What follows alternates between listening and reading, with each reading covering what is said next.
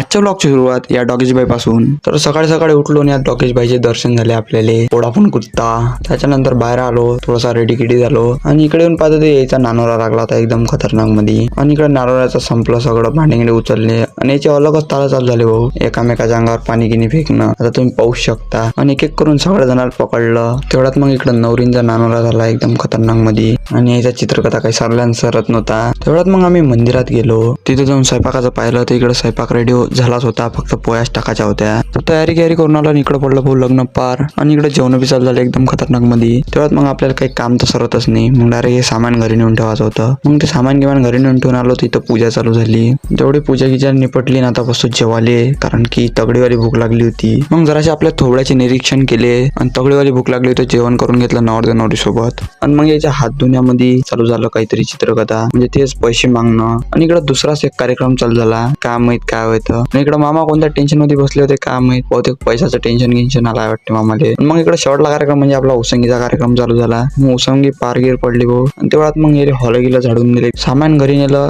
घरी सामान उतरून टाकलं. तेवढ्यात मग जराशे आम्ही फिरायला गेलतो बाहेर दोघं जण. आणि मग संध्याकाळी पाहिजे तो पाणी आला आजही. तर आजचा व्लॉग करतो मी ते एंड. चॅनलला करून घ्या तुम्ही सबस्क्राईब, कारण की लवकरात लवकर 100 सबस्क्राईब करून टाका आपले. तोपर्यंत बाय बाय.